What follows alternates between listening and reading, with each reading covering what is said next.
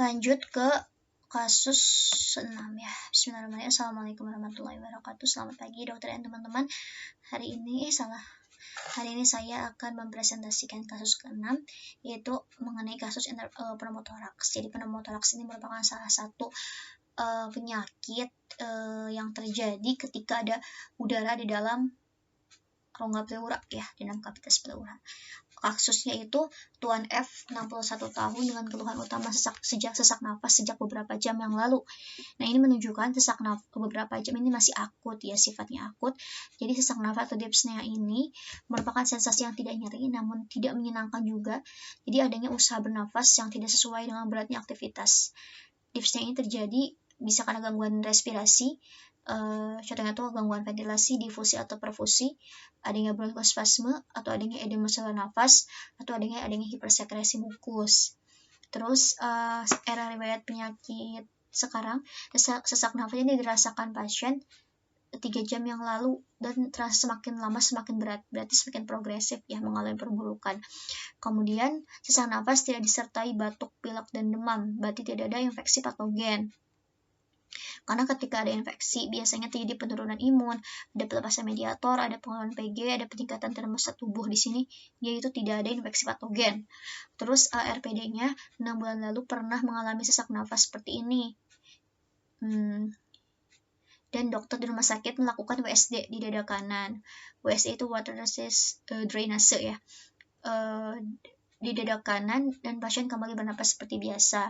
Nah, ini juga WSD ini adalah jadi dia tuh tata laksana yang dilakukan untuk indikasi hematotoraks dan pneumotoraks. Jadi kalau ada baik udara atau darah yang ada di dalam rongga toraks. Jadi dia tuh pemasangan pipa khusus yang dimasukkan ke dalam rongga pleura dengan perandaan trokar atau klem penjepit bedah. Nah, tujuannya dilakukan WSD ini untuk mengeluarkan darah atau cairan atau udara dari rongga pleura dan mengembalikan tekanan rongga pleura serta memperbaiki mekanisme uplifting ini bisa kembali gitu. Dan riwayat trauma disangkal, berarti memang etiologinya bukan karena trauma. RPO-nya pasien sedang dalam pengobatan obat antituberkulosis kategori 2 bulan kedua gitu. Jadi di fase lanjutan, jadi memang pasien ini punya riwayat penyakit sekunder yaitu TB dan sedang melaksanakan pengobatan tahap lanjutan. Ini juga TB paru ini menjadi faktor pencetus terjadinya keluhan yang dialami pasien. Terus RPK-nya tidak ada, bukan genetik. RPSOS juga ini tidak ada. Tidak. Kemudian lakukan hipotesis. Hipotesisnya ini itu ya, diperbaiki. Harusnya itu hipotesisnya itu pneumotoraks, kemudian efusi pleura, terus asma, emboli paru sama atelektasis. Oke, kita perbaiki dulu deh. Bentar.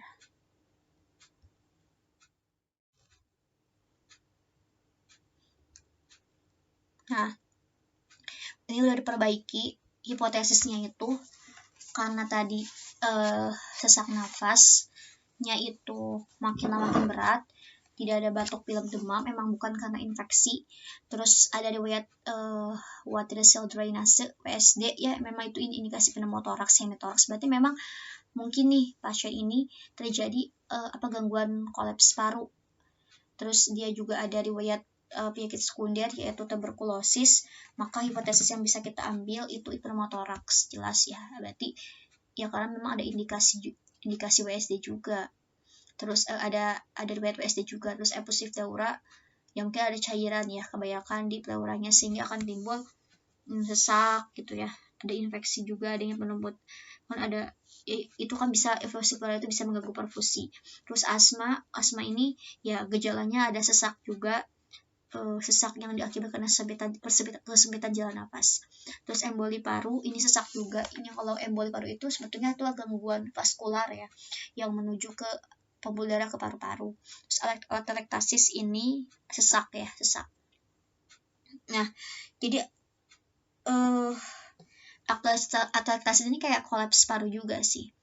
Nah, pemeriksaan fisiknya itu status generalis, KU-nya tampak sesak tampak sesak ya, jelas ya. Terus kesadaran umumnya komposmen jadi masih sadar penuh. Kemudian vital site-nya nadinya 125 kali per menit. Nah, ini sebagai kompensasi karena kurangnya oksigen yang masuk ke dalam tubuh, otomatis jantung itu berusaha untuk mengkompensasi dengan cara menaikkan kontraktilitas jantung, dan jantung bekerja lebih meningkat lagi. Makanya nadinya itu 125 kali per menit. Terus rate respiration rate juga meningkat ya 30, sama ya karena memang di jaringannya kurang. Terus suhunya 38.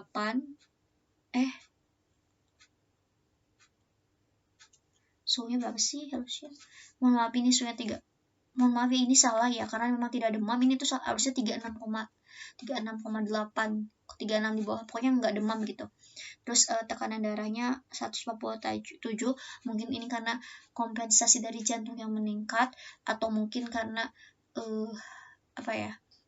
karena adanya kolaps paru, desakan udara yang ada di paru dan mendesak ke bagian jantung. Ini juga menyebabkan tekanan darah bisa jadi meningkat, karena jantung berusaha untuk memompa lebih maksimal walaupun jantungnya tuh kayak tertekan gitu kan. Terus status lokalis, kepalanya tidak ada kelainan.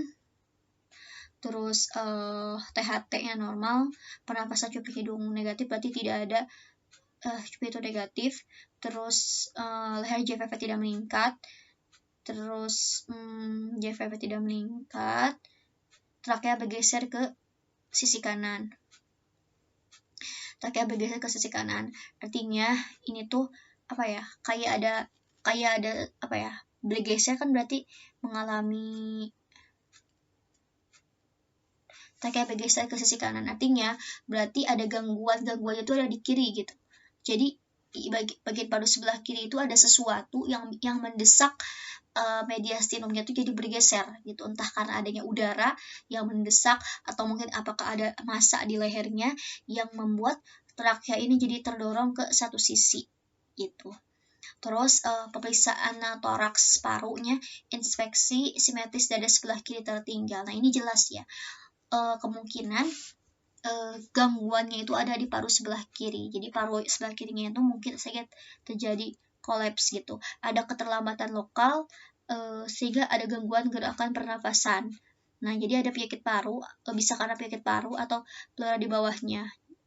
Mungkin saja ada massa atau cairan atau udara yang mendesak paru, mendesak di bagian paru kiri. Jadi kayak paru kiri ini ada udara, kemudian itu mendesak ke arah kanan, sehingga dia tuh jadi deviasi ke arah kanan kan.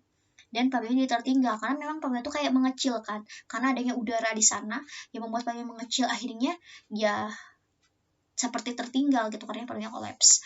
Kemudian palpasi vokal fomitus kiri lebih kecil dari kanan, jelas ya, karena paru kirinya kolaps, otomatis ketika diraba itu vokal fomitusnya itu kurang gitu, karena hantaran getarannya itu jadi kurang. Terus hipersonor ya, perkusi hipersonor. Nah, ketika diketuk ya, mungkin karena hipersonor ini pertanda udara gitu ya, pertanda udara. Nah, berarti udaranya itu di dalam lapang paru atau di rongga pleuranya, jelas ya, berarti memang yang membuat kolaps paru itu adanya udara ya, bukan darah ataupun adanya cairan. Jadi adanya udara yang membuat penekanan paru sehingga parunya kolaps. Terus ada ronki kiri juga kurang terdengar, dan wheezing kiri juga kurang terdengar. Nah, jadi ronki sama wheezing itu adalah efek dari penyakit dasarnya. Jadi dia kan punya TB paru. TB paru itu kan dia ada ronki. Ronki ini adalah suara frekuensi rendah yang biasanya terdengar saat inspirasi atau ekspirasi. Jadi seperti ada udara itu melewati saluran pernapasan yang sempit, mungkin karena adanya cairan. Kalau wheezing itu sama penyempitan napas juga, tapi frekuensi tinggi yang biasanya terdengar saat ekspirasi saja. Kalau wheezing, kalau ronki ini biasanya ada mukus gitu. Kalau wheezing itu ada penyempitan. Nah, jadi kalau ronki ini ada mukus, kalau wheezing itu jadi yang harusnya terdengar gitu ya, baik di kanan atau kiri, yang kirinya tuh kurang terdengar. Bukan karena memang tidak ada ronki atau tidak ada wheezing, tapi karena getaran suaranya itu terhalangi gitu. Jadi si udaranya itu menghalangi getaran suara ini mencapai dinding toraks gitu, seperti itu. Kemudian jantung abdomen ekstremitasnya normal. Kemudian dilakukan pemeriksaan penunjang juga. Di pemeriksaan penunjang, oh iya, sebelum diberi terapi oksigen karena hidung 4 liter per menit. Tujuannya itu untuk mengatasi keluhan sesak yang dialami pasien. Nah, ini hasil pemeriksaan analisis gas darah. pH-nya 7,37 normal, normalnya 7,35 sampai 7,45.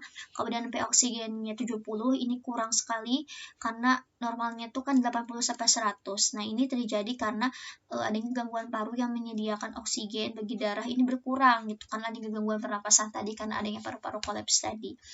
PaCO2-nya 40, ini normal, base excess-nya 2 normal, HCO3-nya 2 normal, saturasi oksigennya. Jadi emang gangguan itu ada di oksigen sama di saturasi oksigen ya, 90%. Ini normalnya tuh kan 95 ke atas. Artinya oksigenasinya tuh berkurang dan kecukupan oksigen ke jaringannya sangat kurang gitu. Kemudian dari pemeriksaan ronsen, itu trakea dan mediastinum bergeser ke sisi kanan. Nah, ini terjadi karena udara yang tadi ada di sebelah kiri ini mendesak paru dan mendesak mediastinum ke arah kanan gitu. Nah, kalau pada atelektasis, deviasinya tuh mengarah ke sisi yang sakit gitu. Kalau ini kan pada pneumotorax dia bergeser ke sisi yang sehat ya. Yang sehat kan paru kanan, yang kiri yang gangguan. Kalau yang atelektasis itu bergesernya tuh kalau gangguannya di kiri ya berarti deviasi juga kiri. Jadi kolapsnya tuh kayak kolaps, bukan karena desakan gitu. Nah, makanya atelektasis itu bisa dieliminasi lewat pemeriksaan torak ronsen ini. Kan gambar avaskular. Jadi gambar avaskular ini